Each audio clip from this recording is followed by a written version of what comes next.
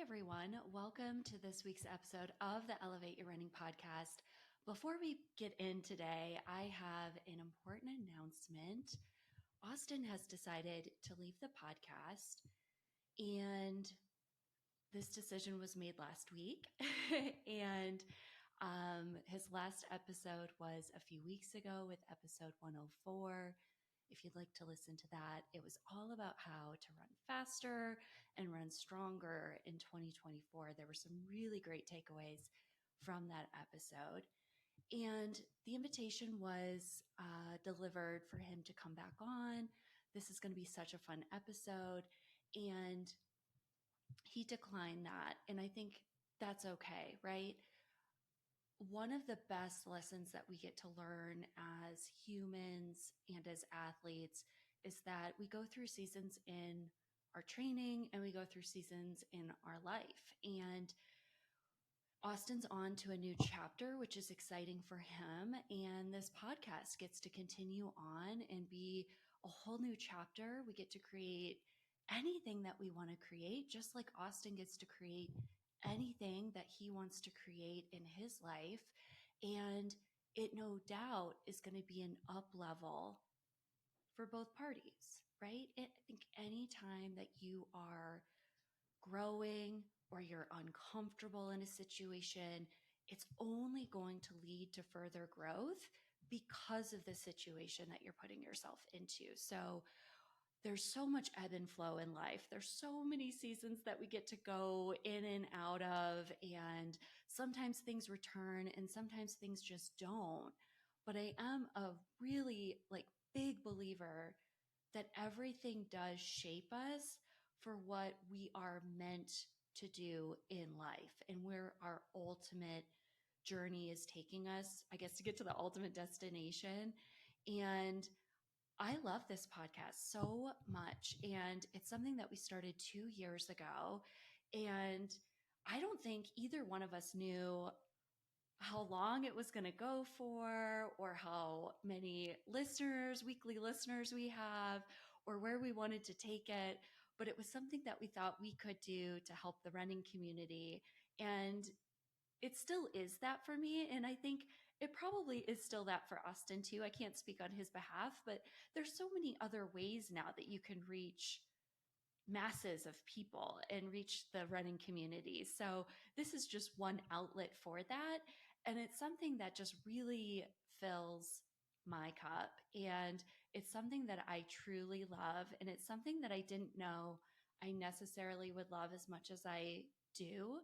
And I think I was thinking about it on my run this morning, being able to talk to and reach thousands of people every single week with important messages, whether they want to hear it or they don't hear it, right?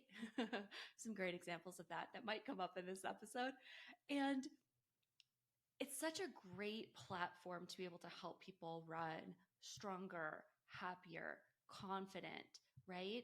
And getting to those races and getting through training and being able to do all of that and be able to reach more people than what the one-on-one coaching that I do most of my weeks or most of my time spent on Elevate is working with athletes and writing plans for them, reviewing their plans, but really communicating with them and making sure they feel seen, they feel heard, and that they are feeling like they can flow through a lot of the mental challenges that come with running. Which is a huge piece to coaching, right? So this podcast is staying intact, and we wish Austin well. I believe he has a race coming up this weekend. We wish him well. I know he's going to do great things in life, and we're cheering him on. So with that, this is episode 107. My name is Sarah Manderscheid, your host of the Elevate Your Running podcast. And this week, I am, that's going to take a little bit. I am answering all of your training and running questions. And this is going to actually be a 2-part series, which I am so excited about because I had over 20 questions come in, and all of them are awesome questions. There's one in particular where I was like, oh, I have to think about this, and I'm going to say which one that is when I get to it, and we're going to cover that one today. Um, but there's so many things that come up in training, right? There's so many things that come up in running, and there's so many different things that come up with each training cycle, right? If you're racing a hilly marathon or if you're racing a flat half marathon, there's so many different things that can come up and pop up that make you kind of like take a step back and question yourself, right? If we haven't questioned ourselves today, or maybe this week as an athlete, are you even running? I don't want to put that out there, but you know what I mean. A lot of people really question a lot and get in their head a lot about maybe like it could be a big thing, it could be a really small thing that happens in training, right? So, all of these questions I think are incredible questions.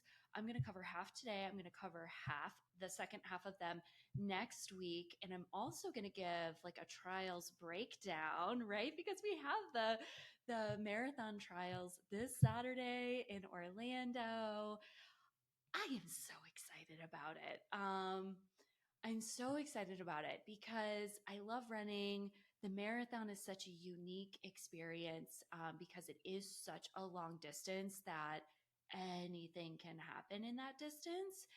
And gosh, I just really love it because it is kind of like that puzzle piece that you're always working to put together and figure out for you. And everyone is going to be so different with that. Now, even a few days ago, I was talking to a friend. I was talking to Hillary. Hey, Hillary, if you're listening. And we were talking about racing and running and pacing. And I said to her, I just don't know if I'm running a marathon this year. I'm still very heartbroken about what happened at CIM, and I'm not sure if I can go back there quite yet. And as I was just thinking about the marathon trials and thinking about how it is such a great distance to race and how it is kind of that puzzle piece that we all get to figure out what's going to work for best for us and how it's going to work for us. Um, it started to get the juices flowing again in that area. So we'll see. I don't know. As of right now, I don't have a marathon plan this year, and that's fine. The trials are Saturday. It's so exciting. Getting to see elite female and male athletes racing is such a unique experience. If you ever get the opportunity to see them in person, that is absolutely ideal because you actually see how fast they are actually running, right? It's a little bit harder to gauge on TV how fast they are truly running, but when you see them in person, they are moving and they are so smooth and so crisp and just like flawless. It is a beautiful piece of art. I like to see it as a very creative form of expression, and like everyone has kind of their own sort of racing way and skill set and strategy. And I think what's so fun about Saturday is that the women in particular don't necessarily have to run their fastest marathon, right? You as an athlete participating just need to be in the top three. And I say just need to be in the top three. You get to be in the top three.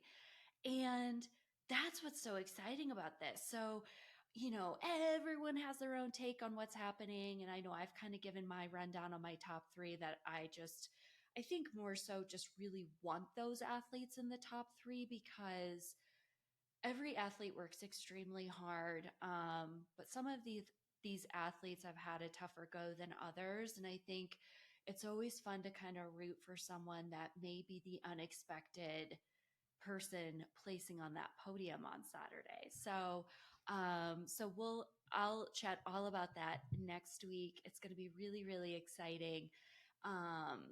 One of the questions is about Nell and where she's placing. So Nell Rojas is my coach, and I'll definitely answer that this week as well. So I'm just so excited. It's going to be so great. So okay, we're going to get into this episode. I still want to keep the elevated moments. I think that's going to be really special. It is something I truly believe in. It's something that as a coach I really believe in, and I think also as a human it's such a great way to find the wins in a life, in a sport, in a world where it's really hard some days to find those wins. Or maybe you're in a season where it's really hard to find those wins, right? And I think the more that we can train our brain to find those wins, the easier it becomes, the easier it is to see it, to spot it, to recognize it in the moment, especially when it's a tough win, right? Like my elevated moment this week is a tough win.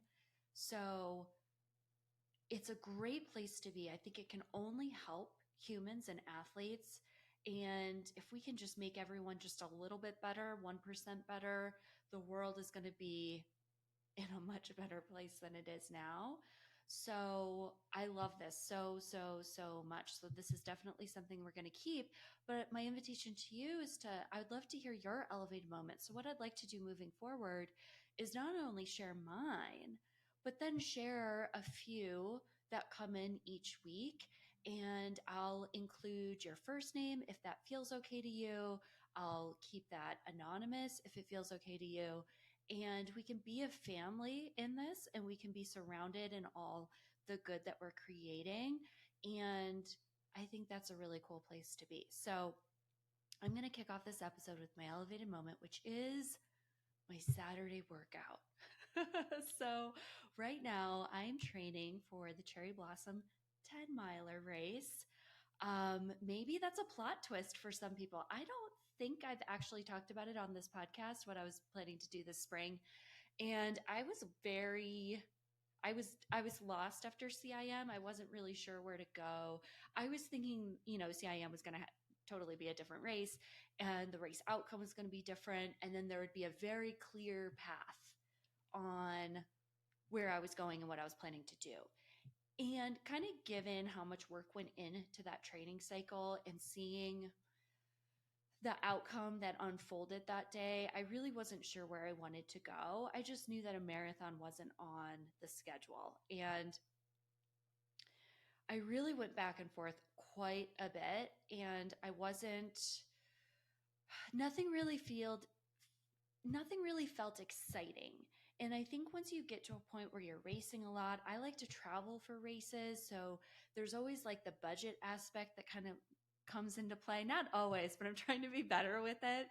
And then there's the time away, right? And then it's like, when does this actually make sense to fit into my training schedule? And, can we flip around, a Houston half right after CIM? No, we really can't, because I wasn't feeling great. And like, knowing if I can't run 2 miles at half marathon pace, why even try to do that at Houston and kind of like take away all the good that was created at Indy, right? So there was a lot of like him and hawing. There was like, well, 10K would be fun, but there aren't many 10Ks out there. The Lululemon one is March 30th, which is amazing. And in my experience with the Lululemon races, they are longer, right? So the one in Houston last year was not 6.2, 6.45. I've run some half marathons, and their concept is more fun, right? It's very fun running, and that's fun. And if you're looking to PR, if you're overrunning the course by a quarter mile, that's going to take a significant amount of time off your PR, right? So that came into play. There's a lot of things that come into play. And Nell and I were going back and forth over text. She was already gone. She's been gone. She hasn't been in Boulder for a while. She came back for like the week between Christmas and New Year's. But before that, I saw her that week. And then before that, I saw her during my race week for CIM. So we were going back and forth on what to do, and I suggested the Jersey City Half Marathon. My friend and also I coach Jessie is running the full. Some people that she knows is running the half, and I thought it could be really cool. And I thought, okay, cool, I'm going to do this. And now I don't know why. I'll probably ask her when she gets back. Kind of pushed back on it. She didn't love it. She wasn't quite sure about the race. It is a newer race.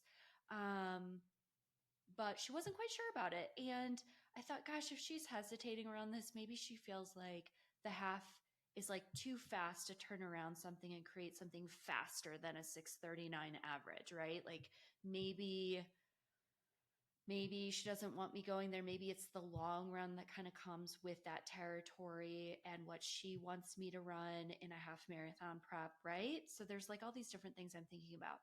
So I don't actually know the answer to that, but I will let anyone know who wants to know why that is when I find out. So lo and behold, this fabulous lady, we're very similar runners. She lives in the Washington, D.C. area. She reached out to me and said, "Hey, are you running the Cherry Blossom 10 miler?" And I said, "No, I'm not.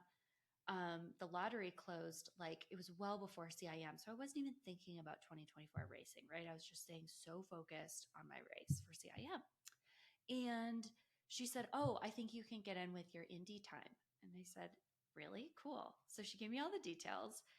I reached out to Nell to ask her like what she thought, even though I knew she'd okay it because it was one of the races she brought up, and I told her I couldn't get in because I'm not an elite and the lottery already closed. And long story short, she didn't respond. I reached out to Cherry Blossom, got in. Nell then responded and was like super excited, super stoked. So we're training for a 10-mile race. So it's gonna be I think it's actually gonna be the hardest thing that I've ever trained for because it's like 10K training, but for almost 4 miles longer when you're racing. That's what I hear. That's what Nell said. That's how she approaches it.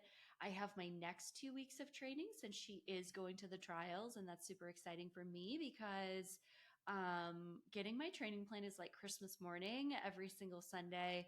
And this past weekend, not only did I get my training on Saturday, but I got the next 2 weeks, which is like just so exciting. But it's also the hardest stuff I have ever done. So it's going to be wild. It's going to be awesome. And I know it's only going to produce so many awesome wins that come with it, whether that lands on April 7th on race day or if it lands, later on in the year. What's super great about also running Cherry Blossom, I have an athlete I have a teammate who's running the 5K that I didn't know about, and she opened up and shared that she was doing that. So it'll be fun to have her out there. And then also, there's two Elevate athletes who live in the DC area. So I get to connect with them, which is super exciting because both of these athletes are not athletes that I would see on the regular because they just live on the other side of the country. So super, super great thing. So let's cut to the elevated moment.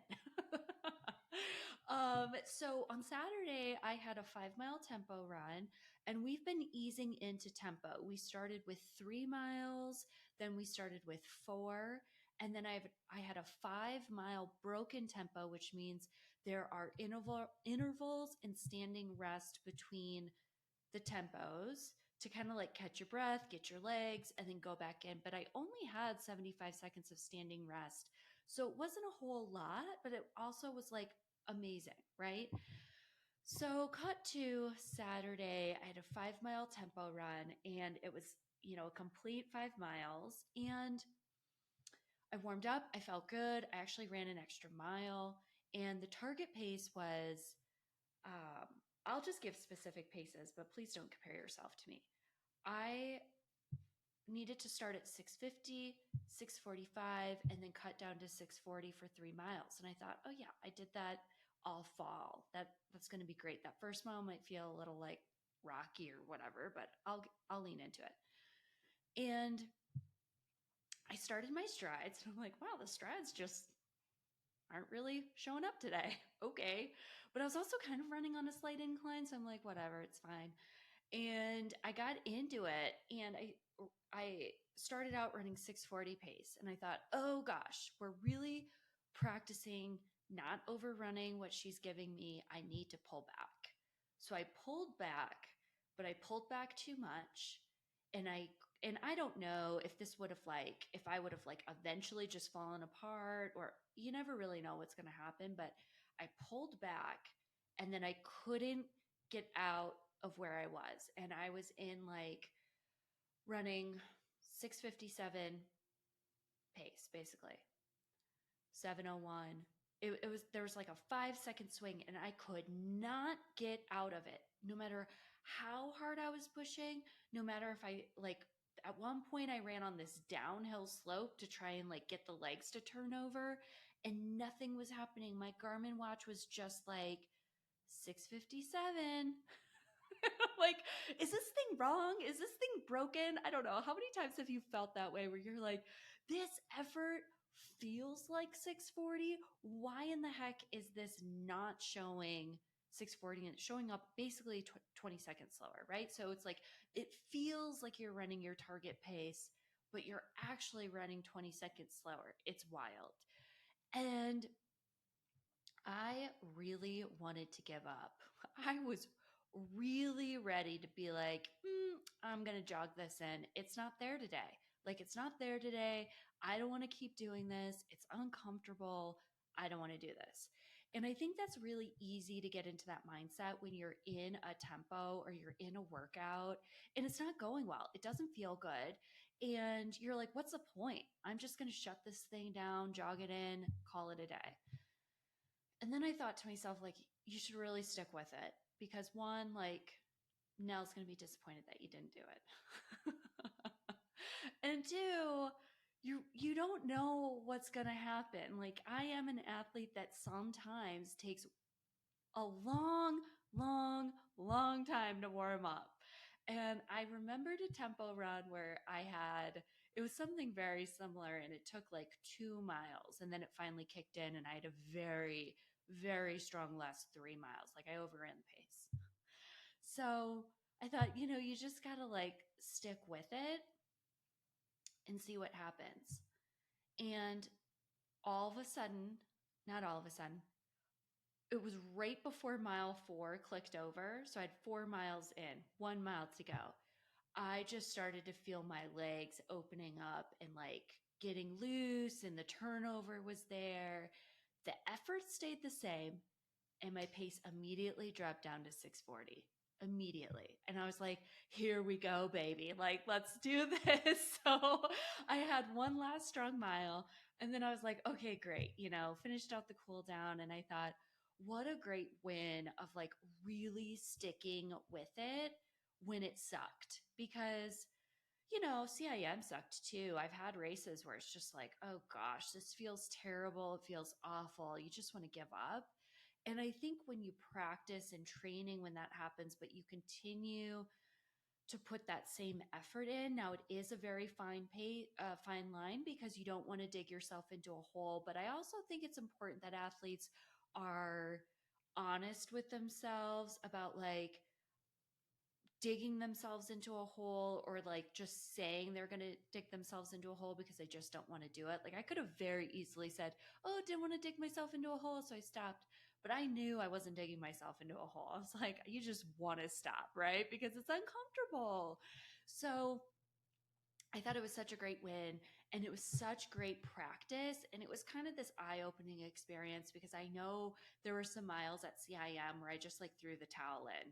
And I was just like, well, not hitting a goal. Let's just jog this puppy in. Like, this sucks.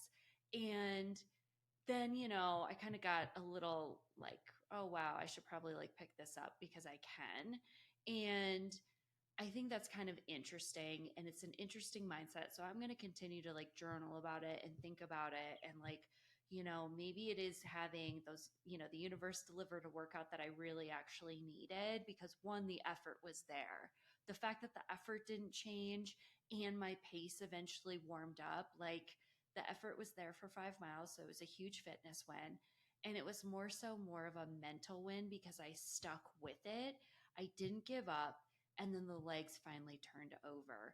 Now, I feel like there could be a few different reasons why pace wasn't there. I think I was slightly dehydrated, which happens to me all the time because I talk a lot and I'm on the phone a lot and I talk to athletes a lot.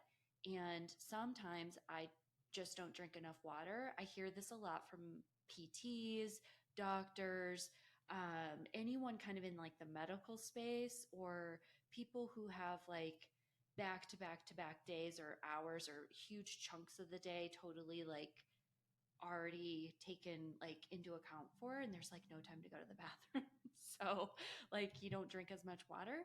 Um, so I know that was an issue, but I also feel like I could have been slightly tensed up too and not relaxed. And I'm going to come back to this in one of the questions later on in the episode. All right. So now that we're 25 minutes in, I don't know if I'm going to get through all the questions that I want to get through today. So I'm going to do the best that I can. And we have, let's see, let's get into it. And also, please share your elevated moments with me, and we can share them together as a team and really support and lift each other high, make each other feel so great and loved. Okay, let's get into it. So, I broke this down into categories. So, I'm going to talk through some answers to training questions. I'm going to talk through some answers or ideas around mindset, racing. And then also, you all are so sweet. There are a large handful of questions that are around me and different things that I like within training and within coaching. So we're going to dial in some of those too, because they're all very good questions. And I think they can all kind of help you as an athlete, but then also maybe a little bit learn more about me and how I train. All right. So, first question. This comes from Ellie. How to breathe while running. And this is going to be on easy tempo, threshold, 5K, 1 mile pace. And I really want to break this down because I love this question. When I first saw it, it was the very first question that came in on Thursday last week because I put the question up on Instagram a few different times last week. I love this question because it's not actually something I talk about a lot on the podcast. It's not something that I talk a lot about as a coach.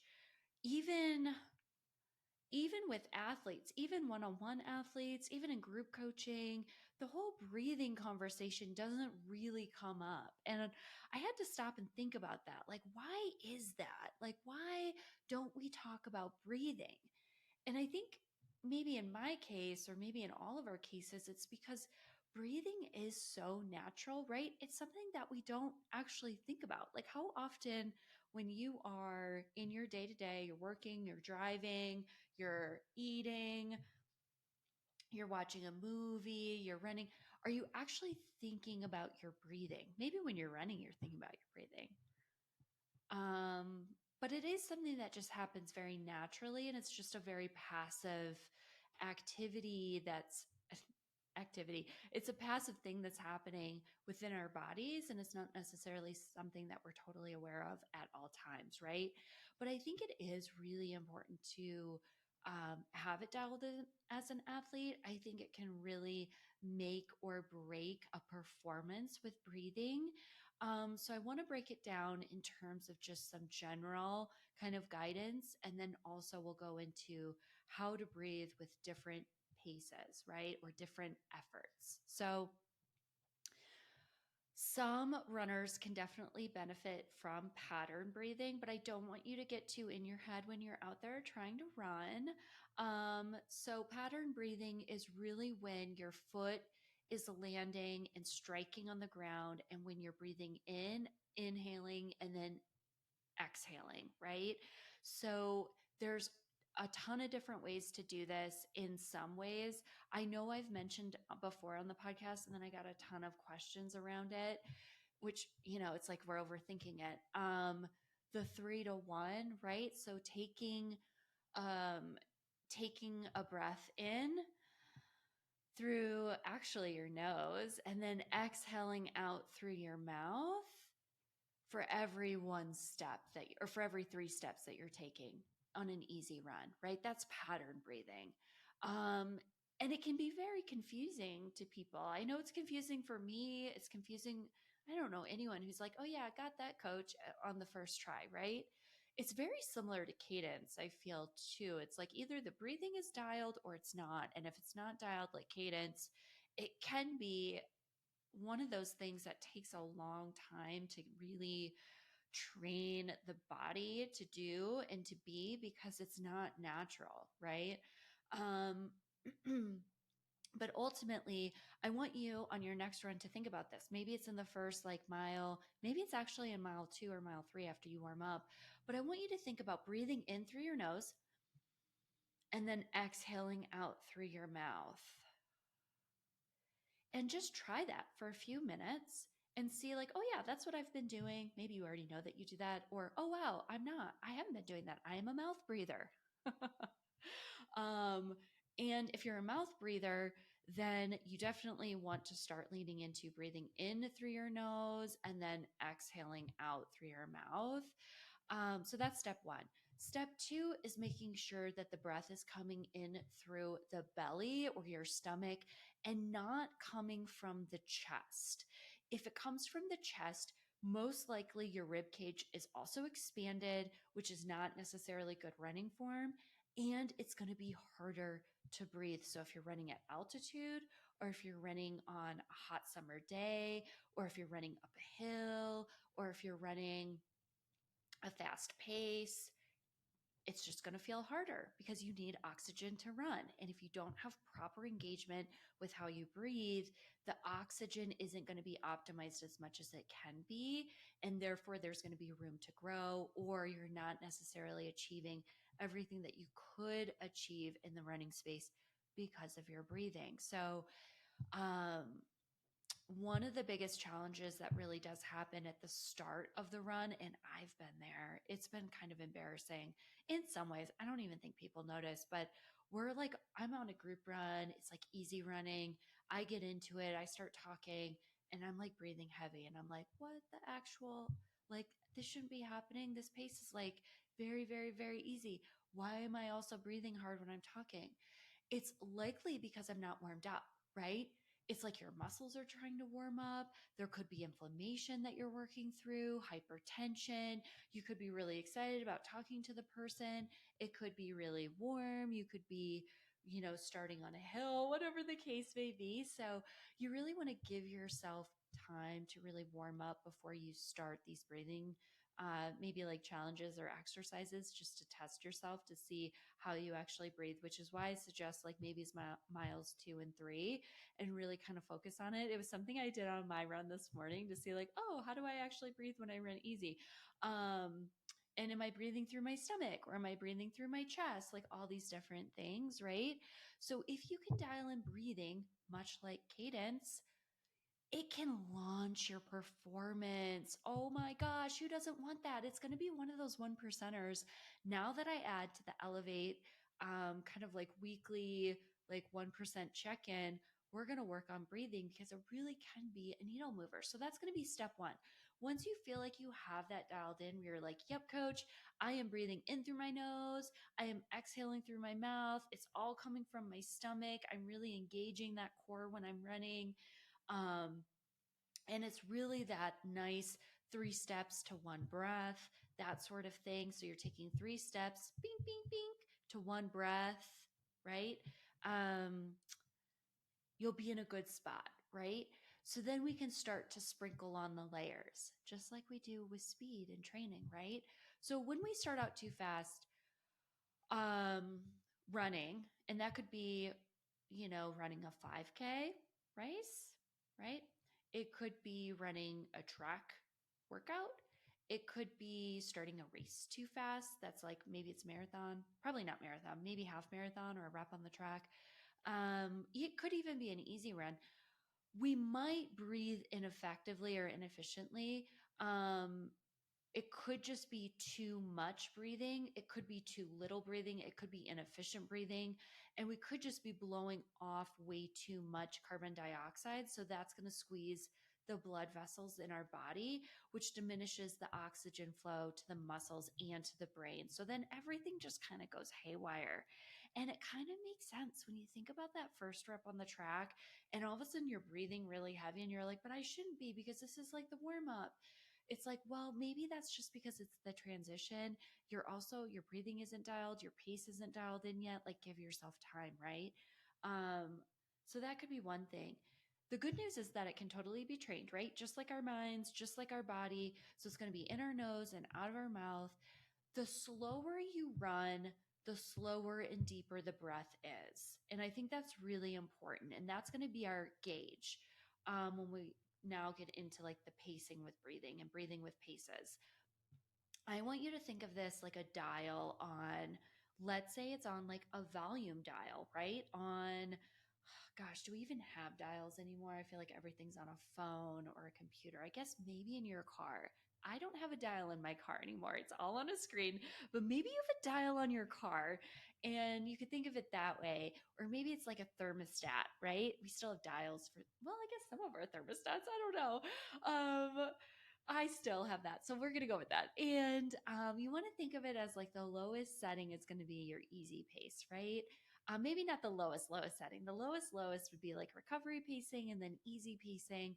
And you want to think of your breathing as just like really slow and deep, slow and deep.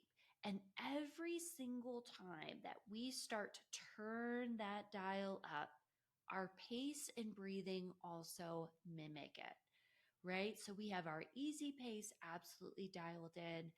Next is going to be tempo, which is kind of between that like 10K, half marathon effort.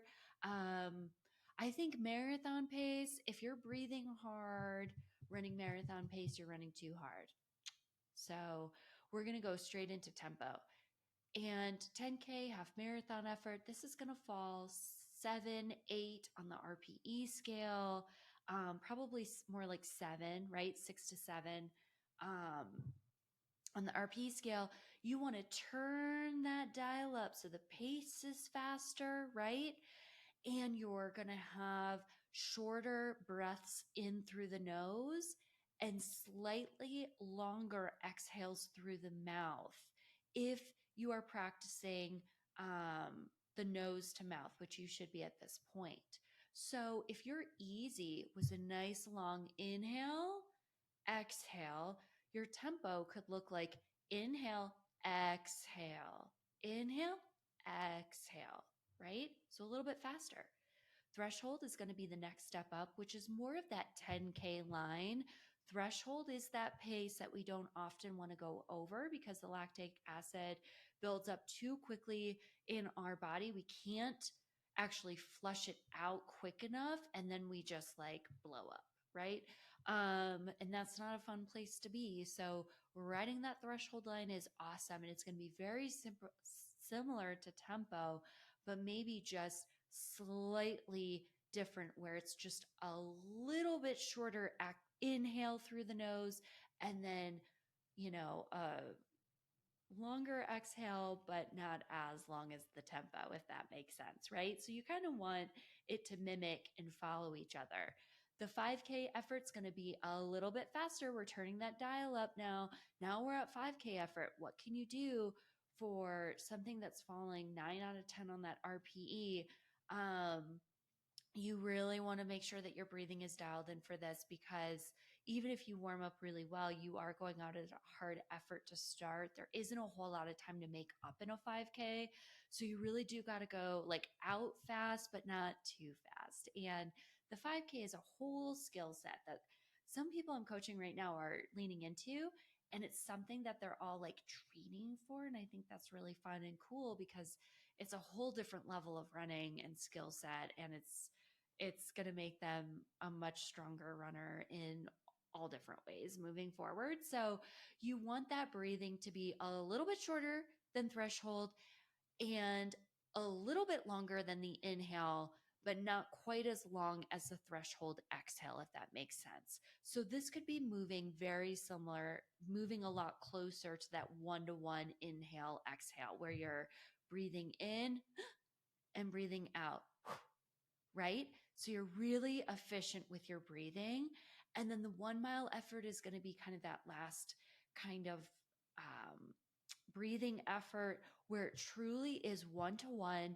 It's very fast breathing. It's very efficient breathing. It's still in through the nose, out through the mouth, holding and making sure it's coming from the stomach and not the chest, and breathing in, out.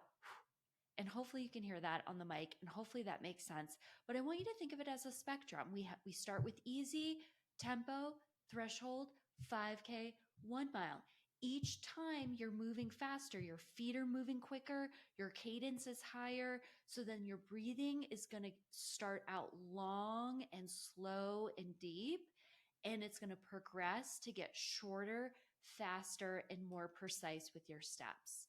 I think the next time you go on a track, it would be really fun to practice this. I have a pretty wild workout this week, so I'm going to practice it um, in all of my reps because I'll need to. I actually looked at my workout this week and I was like, I don't think those are my paces. They are my paces, but it's going to be very difficult in a good way. It's going to be great. I'm going to take it rep by rep. So that's kind of the basis for breathing. I hope that really helps. There is this standard of saying like 12 to 15 breaths per minute on an easy run. Now, if you're taking 8 to 10 breaths per minute, that's fine. I think ultimately it's like just like with anything, you really have to lean into your easy pace, what feels good for you. Start practicing. Once you fine tune easy, then start to take it to the track, take it to the workouts, see if you notice a difference. And if you can practice this just a few minutes on each run or check in with yourself to see, do you execute it well on easy, but do you not execute it well on the track? Or maybe it's vice versa. It's a great thing to practice. And maybe it could be the thing that you lean into this spring because, we talk about the hydration, the nutrition, the sleep, the strength training. And at some point, it's like, well, what else is there? There's breathing, right? There's cadence. There's a few other things, right? So, please know that if this is something that you have to work on, and I'm going to say it's something I get to work on, it will take time to perfect. And if you continue to show up, if you continue to work on it, it will become natural, just like everyday breathing is natural now, anytime outside of running. So I hope that really helps. Thanks, Ellie, for that question. It's a great question. It's something we don't talk about enough of. And hopefully that helped answer your questions. All right, the next question comes from Stacy. How to keep outside easy running when you live in a hilly place? Whoo, yeah, I love this. So how are we keeping our easy running truly easy outside when all we have are hills to run? Well, Stacy, I am the person to answer this because I live in a very hilly incline area. So I live in Boulder, Colorado, and I trained for many, many years and lived for many years in Denver. They are very different running terrains. Very, very, very different. I love going to Denver and running because I just feel typically, usually very strong, smooth. It's very flat in Denver and it's so awesome for recovery running. I think anytime you do live in a hilly place, if you can have that outlet of going somewhere to run that's flat or jumping on the treadmill for your recovery runs, if that's something you have access to, it hands down makes such a huge difference. But let's say you don't. Let's say you live in a very hilly area and you're really trying to lock in that zone one, zone two. But gosh, all you're doing is running up hills, down hills, up big inclines or long inclines. How would you truly stay in that easy zone when you feel like the effort just like turns on as soon as you start to run on an uphill, right? My biggest advice for this is to slow down, right? So it sounds like with Stacy, her heart rate is in low zone 2 on the downhill and flat, but it gets to mid high zone 3 on the uphills. And then she needs to walk on the mid uphill to get it to lower, right? How many of us have been there, or do we just push through that hill, right? I think too, like if you're in lone zone 2 on the downhill and flat, that's perfect. I love that. I mean, if you're in low zone 2, that's really in my opinion, the best place to be for polarized training. Low zone 2, not high zone 2, low zone 2. And so that's great. And it sounds like your heart rate really recovers well, even if it does spike on the hills and then you're on more of that downhill flat. It really does drop down to that low zone too, which is awesome. So, what happens, when you're climbing a hill is that the effort gets much harder. And it all kind of depends on where those hills are in your training run, what the grade of those hills are. And then, of course, if you're running at altitude or if you're running at lower elevation, and I'm not quite sure where Stacy lives and what part of the country she lives in. Um, but if you're running in a really hilly terrain, you might see that heart rate spike up to like mid high zone 3. Eek, that's not really where we want to be. Even if it does come down on the downhill and flat, what you really want to do is be able to run and have that heart rate kind of just hold, right? So, how do you do that?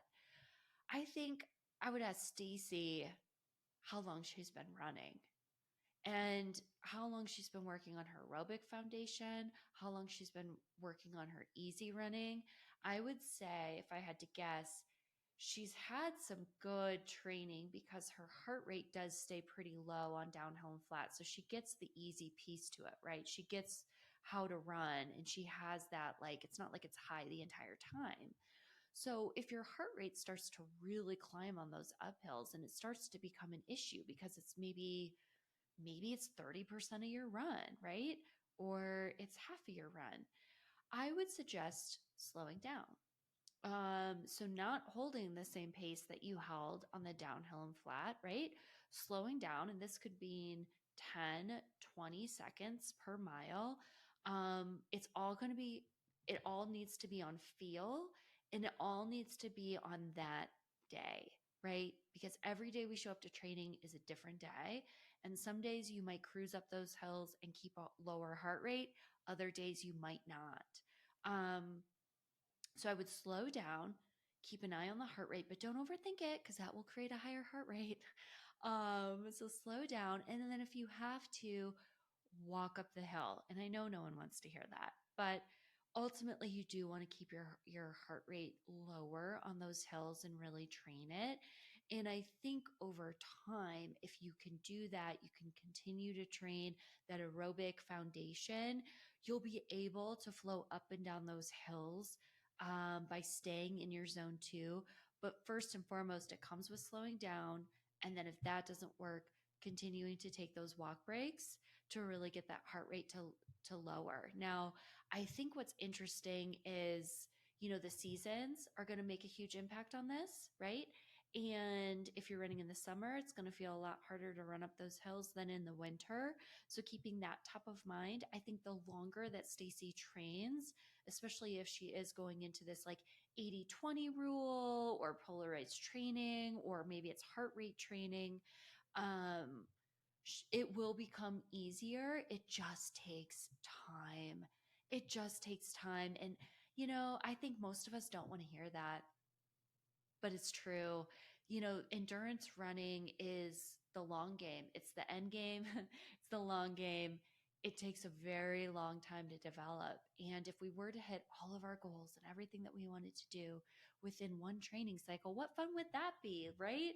So it's something that will continue to build. It's something that will continue to grow. And I think over time, it'll get easier. There are a few things here. I think, too, I would, if Stacy, if you haven't done this already, or for athletes who find themselves in this situation, maybe taking time in between training cycles to work on hills, working a lot of hill repeats, long hill repeats, and really getting the body tuned up to be running up those hills. My guess would be that Stacy hasn't done like a training block or a full training cycle by running a lot of hill repeats or hill strides. That's going to be a really great way to train your heart to really help it become stronger on hills.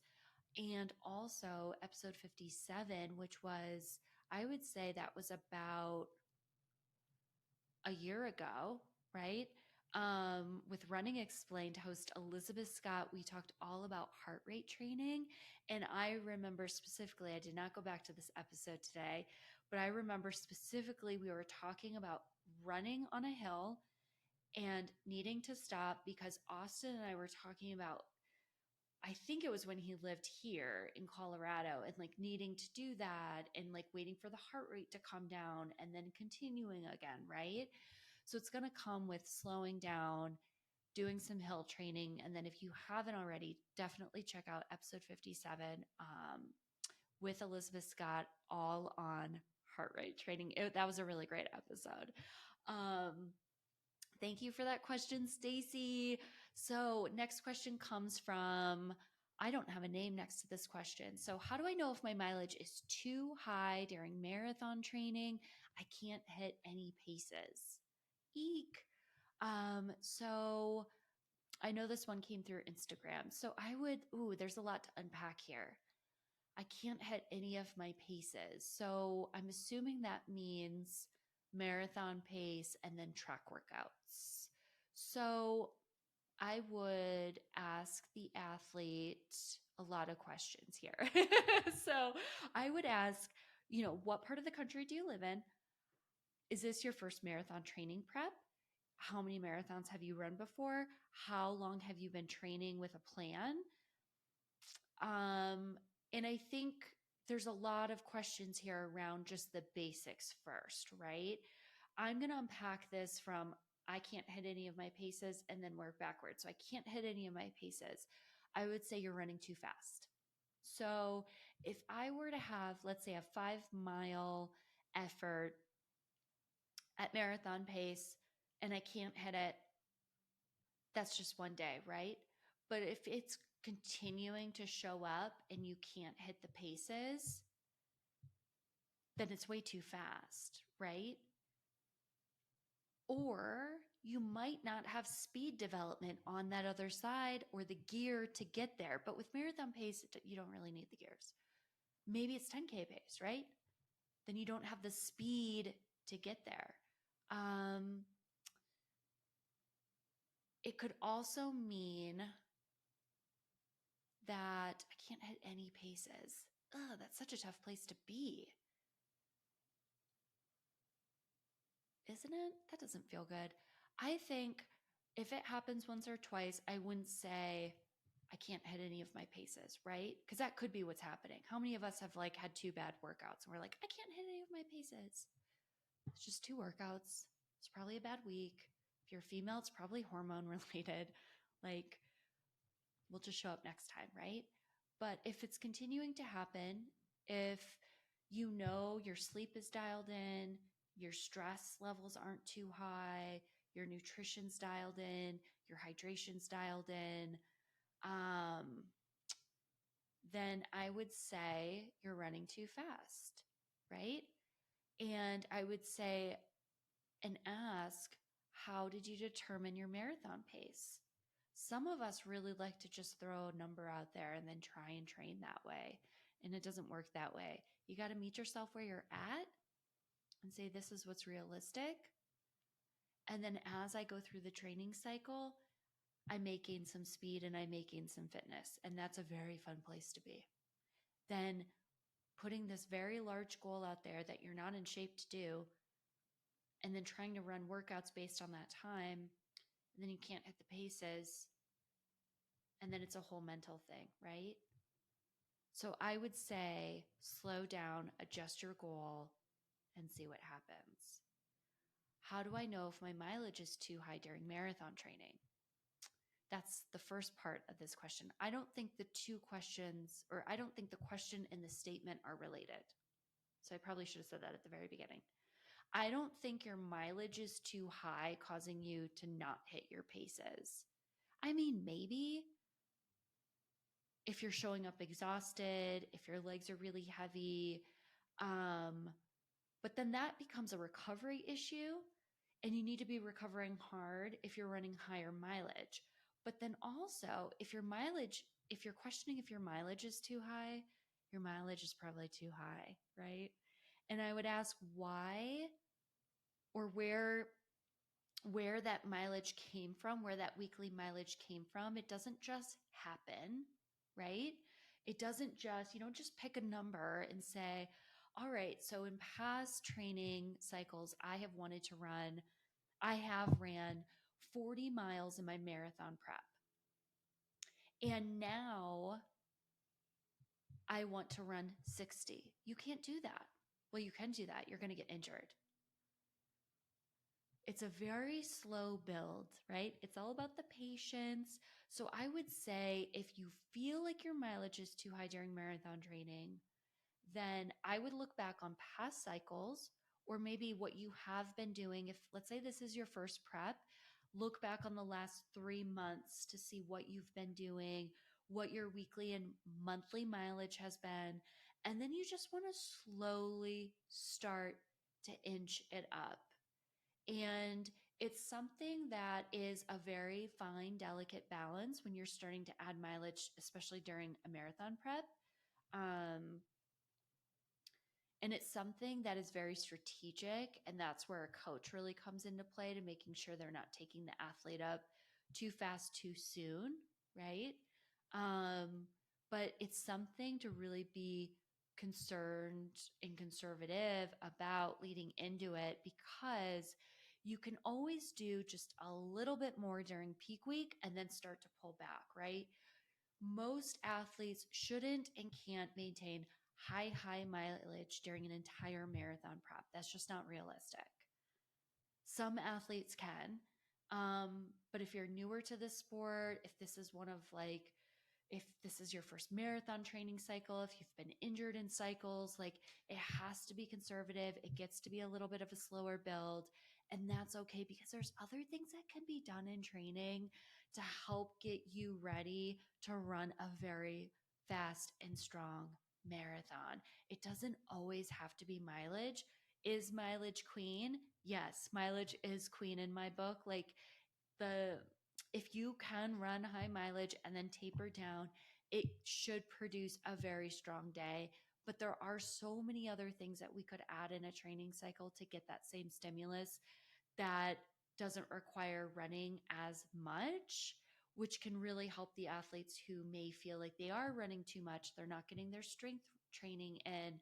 They're getting injured because they're running a lot. So there's a lot to this question. And maybe I know I have the handle of the person. I'll reach out to them and see if we can maybe do a deeper dive into this question next week with more specific information.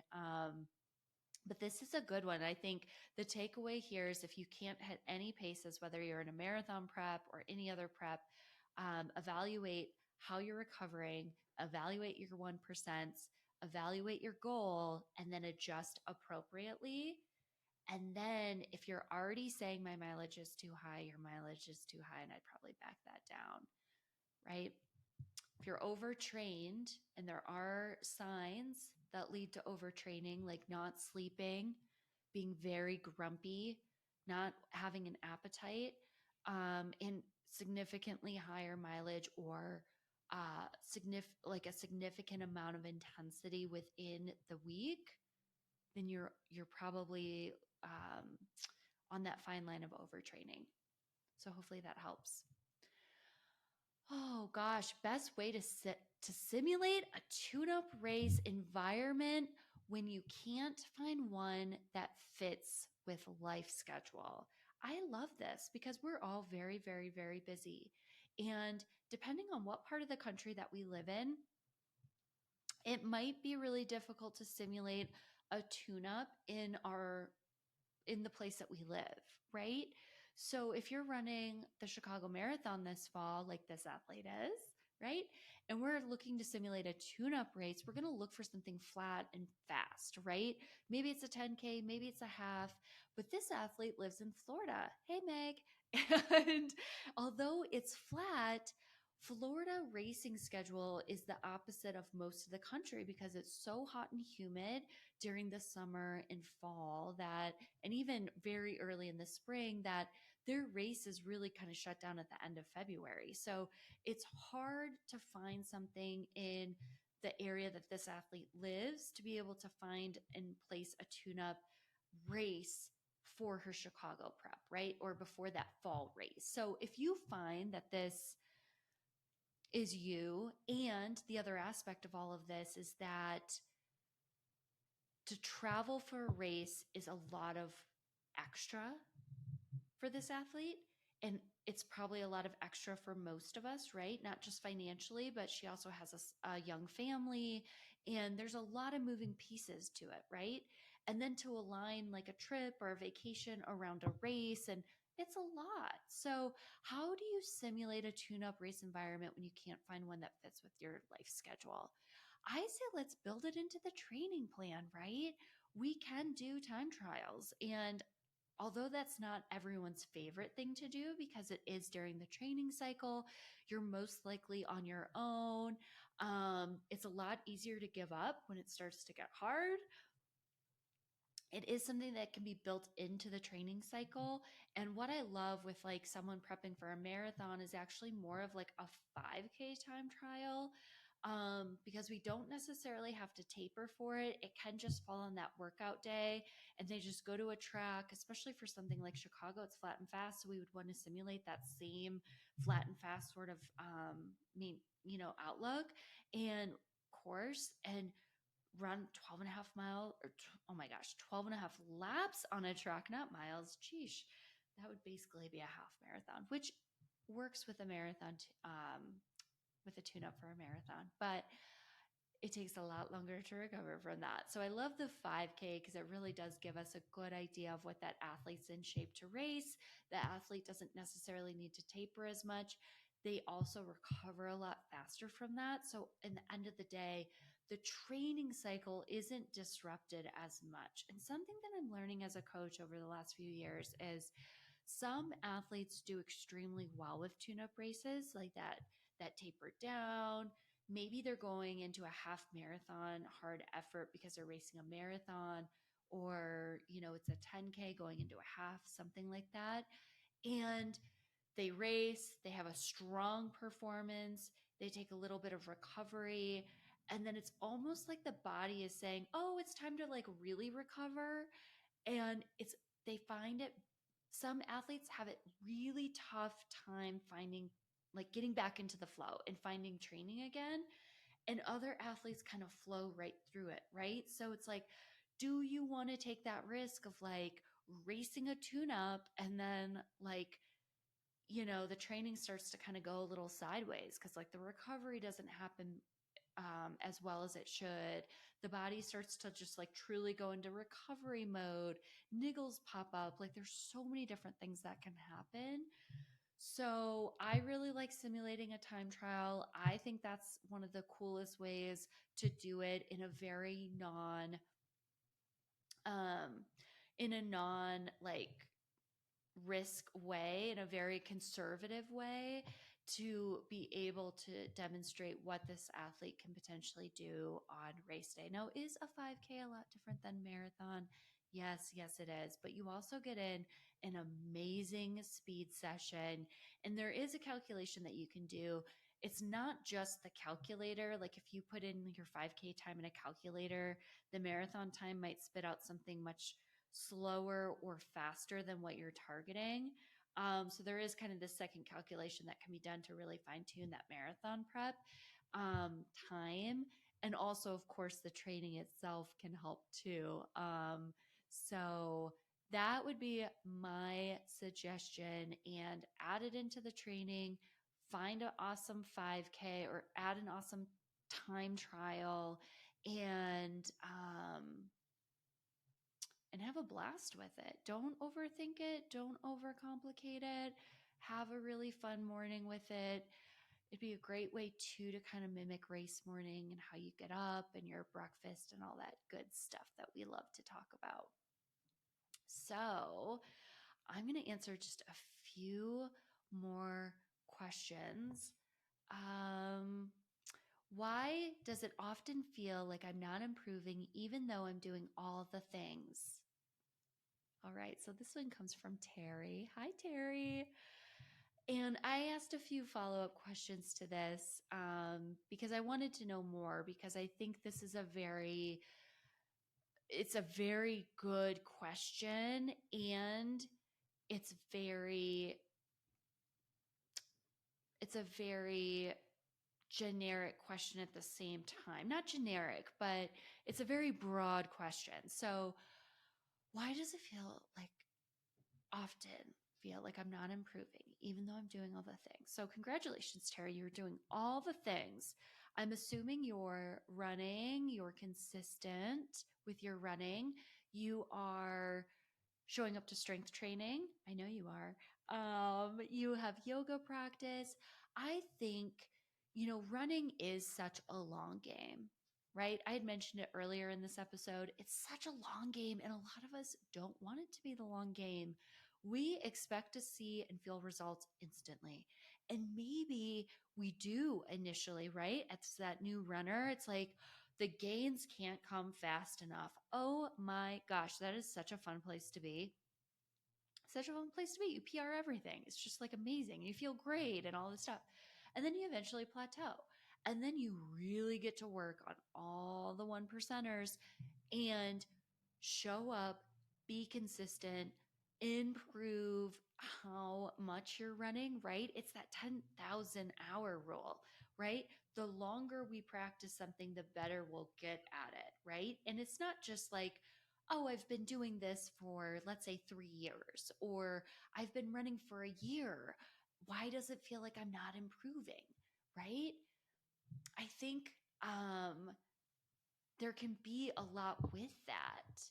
And on the micro level, I would say, does that feel like your workouts? Does that feel like I'm not improving in pace? I'm not improving with endurance. I'm not improving in workouts. Like, there's a lot to unpack on this question too.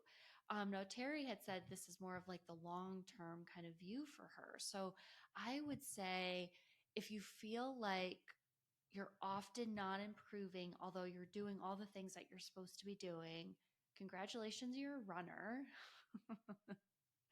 It takes time, really takes time. Training and feeling the effects of training is not linear. There are going to be days that feel great. There's going to be days that feel okay. There's going to be days that don't feel good. It's very similar to cycles, training seasons, seasons of life that we're in, right? How often do we think back and or think like, oh, I'm not improving in life. I'm not improving in my career, not improving in my relationships. But when you look back over the last 5, 10, 15, 20 years, there is an immense growth. You just don't often see it in the moment because you could just be coming off of like a tough day or a tough run, right?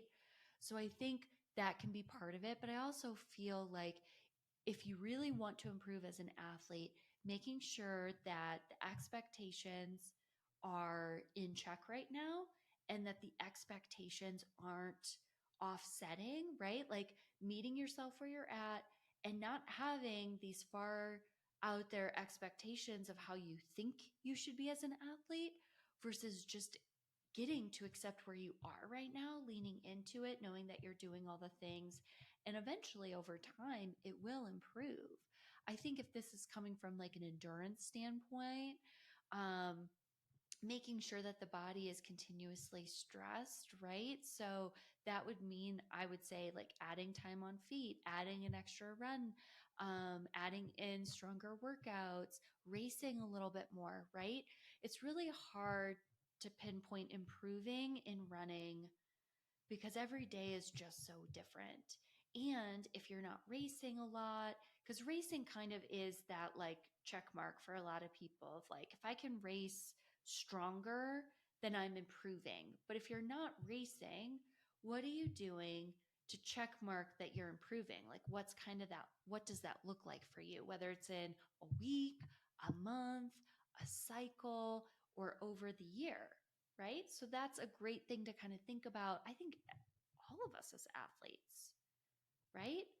I think when I look at this question, I think, how would I measure improving in my running game?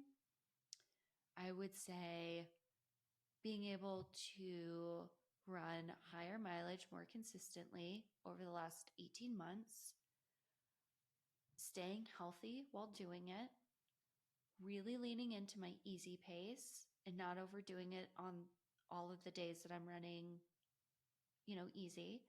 Um, really improving my strength training and not just like checking the box with strength training, but one, like making time for it because I do have to make time for it. And also making sure because it's just me in the gym that I'm really stressing myself with the weights appropriately. And I'm not just like, you know, there's a word that's coming to mind and I shouldn't say it on the podcast. So like just like being lazy with it, right? And I know this athlete isn't being lazy with it, but like really truly stressing yourself with that, right? And really making sure that the nutrition and the hydration is dialed in, the sleep is dialed in.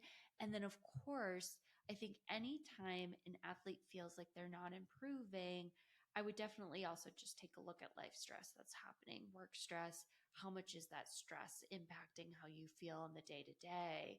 And if we really have to like pull back, stay back because we're working on making sure that an athlete isn't overly stressed in training too, or they're not sleeping well, so we can't stress them too much in training, or um, it could be a lot of different things that all kind of goes into play, right? Maybe it's that mindset of like, an athlete quitting runs or an athlete run walking when they could run the whole thing. There's no shame in run walking, but when there is an athlete, and I shouldn't even say but, when an athlete can run, I would really encourage them to do that. And if we're working on a lot of the fundamental things and we can continue to get to work on them and then it comes back up and it's like, okay, we're taking a step forward, but now we're taking two steps back because what we thought we got through, we're actually not through and we need to continue to work on it. It all takes time, right? So some people see a lot of improvement quickly. Some people see it in chunks. Some people see it randomly, right?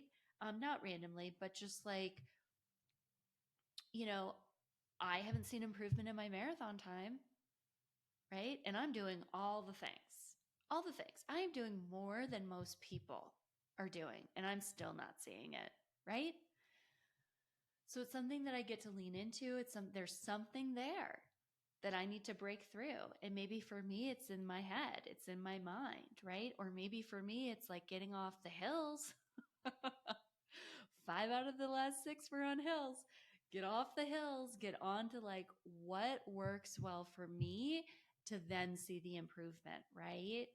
So I love that question. I think this is one that we can all kind of like think about on ourselves. Like, one, where do we want to go? Where are we right now? And how much have we improved from our very first run that we took in our very first lace up the shoes and get out the door kind of run? Which makes me smile just thinking about. So I love that question. Thanks so much for that, Terry. I hope that helps. Okay, we're going to go through two. I really want to cover 3 questions and we're going to make these really quick. So these are like Sarah questions, Sarah thoughts. So I love this question so much. Okay. Now I promised you another question. See, I'm all over the place because we're going long. Okay, yeah, we have 3 questions. All right. Something new or different that you learned about training that has impacted your own coaching. Oh my gosh, I love this question so much. With all of these questions, I felt like I had a really good answer for. I was like, oh yeah, great. We'll talk about that. We'll talk about that. I think the mileage and the marathon not hitting pace thing kind of threw me off a little bit. I didn't write notes for that one. I thought I could just like roll with it and I didn't. But this one I actually like really sat down and like thought about for a while because it's such a good question. And I feel like I can take it in a few different ways. So I have 3 different examples. And I'm going to start on the micro level. So I'm going to start with like a workout. So something that I've learned about training. Now this is through my own like the coach I work with now And I have since then applied it into my own coaching because I have directly felt the benefits of this is the warm up with transition and the strides between reps. If you're not feeling like your legs are waking up, you feel like they're really tired. So I've talked about this over, a lot over the year. And anyone who trains with me knows that they get a warm up transition. So what is that? Anytime we're going into a workout, sometimes it comes up in the long run, sometimes it doesn't, but it's always an option to add in the long run, is taking time after the warm up to transition into that first repetition. So a lot of athletes roll their eyes at me with this. I see it. I see the eye rolling. A lot of people don't like it. A lot of people are irritated with it. And it's something I love myself as an athlete. And here's why, because it makes me feel better on that first rep. And if something's going to make you feel better in that first rep to build the momentum, to build the confidence that you can continue to hit pace and continue to hit all of your paces, why wouldn't you want to do that? It's another way to warm up the muscles. It's another way to warm up the breathing. It's another way to warm up the mind. Does it take longer? Yes. But most people that I coach know that like the workout days are long days. Now, anyone who has a problem with that or can't do it, like I definitely work with them, but I love mileage. And this is going to be a day where the mileage is a little bit heavier than any other day outside of the long run. It could be the same mileage as the long run, depending on what you're training for it. I love this. It works so many different areas. Maybe that's a topic for another day. But this warm up transition is great because it really does warm up the body, mind, soul, and lungs to be able to transition into that first pace feeling confident. Now, strides between reps are also something that I really love to give to athletes who I know have a harder time warming up. And it's something that I've really struggled with. It's something that my coach has given me. And I love it because she's like, this is what I do. I take a really long time to warm up. So for everyone who wanted to know, Nell Rojas takes a long time to warm up. Like, so she'll add strides in between her track reps to get the feet to turn over. And what I love about this is sometimes they're programmed into my workouts. Sometimes I program them and obviously into my own athletes' workouts. But once I start to talk to that athlete about why we do this, the moment when I know coaching is like quote unquote working is when I'm reviewing their plan and I see that they added it in, but it wasn't in their plan, right? And I thought, they get it. They get it. They knew after rep one, they weren't warming up and they knew they had the tools to go out there and start running some 100-meter strides to warm up those legs and keep them warmed up and to keep them moving and to get that leg turnover. Typically, you only need to do this for 2 to 4 repetitions, depending on what you're running. It really will improve, obviously, your cadence, the leg turnover. It helps make that next rep feel easier because you just busted out some, 100-meter stride way faster, right? It really wakes up the body quickly. And I love this. And it was the first time ever in my coaching experience where, not my coaching experience, my athlete experience, where I felt very seen in that moment of like, oh, this is something you struggle with. I have a solution for you. And it worked and it works well. And it's something I do on my own. If I need it, it's like always in the back of my mind when I'm like, if I'm not warming up, this is what I'm going to do. So I love this so much. If you haven't added this in your training, if you are someone who takes a while to warm up, this is awesome. And if you need more detail around it, I can definitely give it to you. Or if you'd like to share your experience with it, I'd love to hear that. So now on like the broader scale, that macro level, something I've learned in training over the last 6 months is the skill set of focusing and how important it really is to be truly dialed in to each rep, to each mile, to the pace that you're running, to the breathing, which is, my coach doesn't like me to wear music. She doesn't say I can't, but like there's so many benefits to running without music because you can hear yourself breathing. Um, that this was something I really needed to work on. And it was a blind spot for me because I got into running because I loved the distraction of running. I loved how running made me feel. I loved that on good days, I would just do whatever the heck I wanted to do. And then, like, oh, if it was like, didn't feel good day, like, especially when I was younger, I'd still like push the pace, run too hard, whatever. I could make it, I could mold it into what I wanted it to be based on what I needed that day, right? Well, training now with Nell, it's not like that. So I remember there was one day last summer, I was running 400-meter reps and I like checked my time at the 200 and I was like, great, I'm on pace. And I completely checked out of that rep for the last 200 and I came in slower.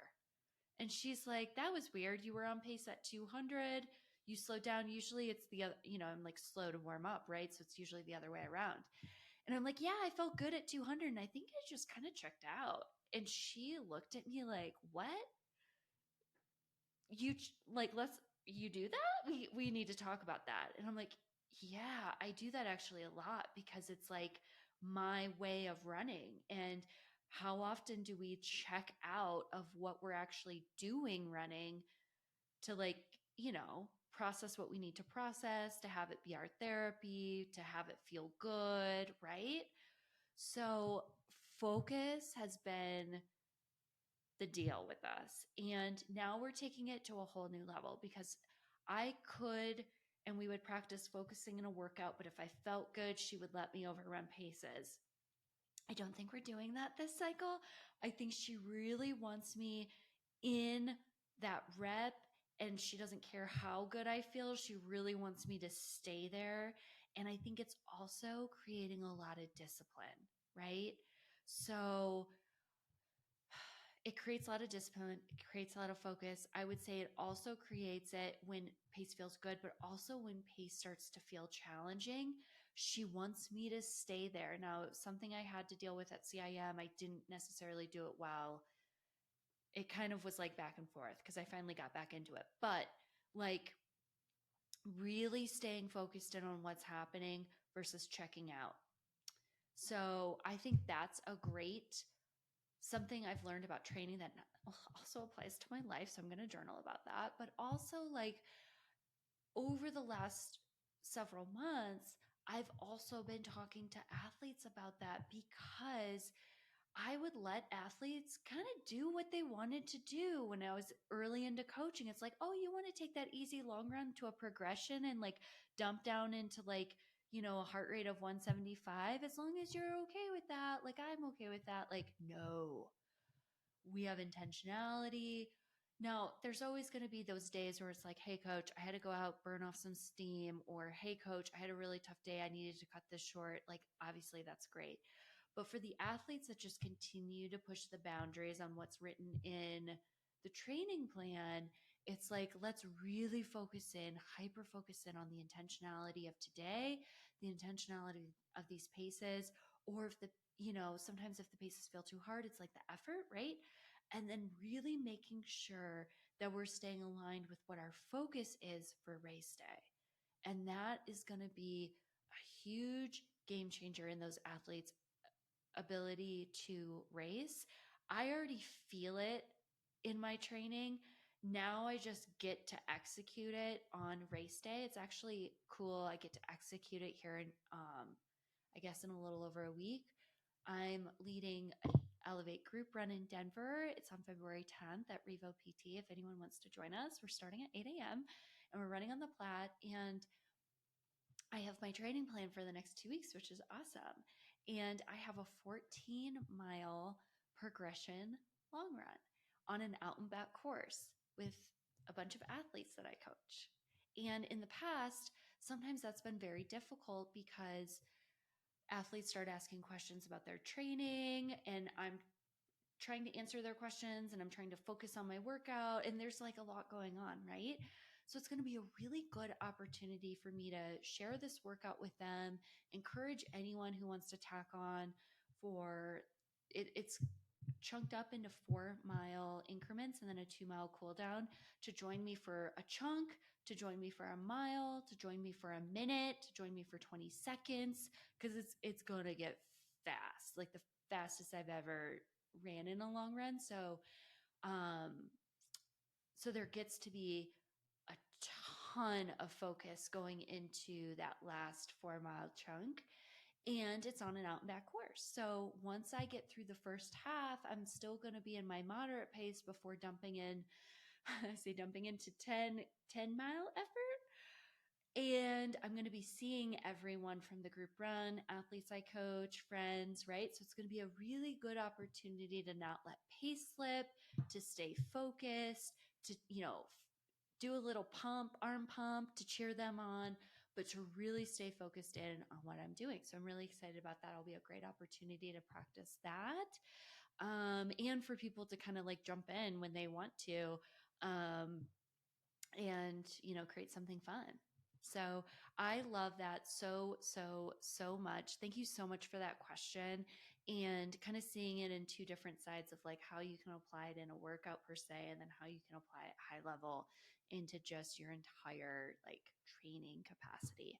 So two more questions. Favorite mantra during tough miles. I love this question because when I read this, I thought I don't have a mantra. Right?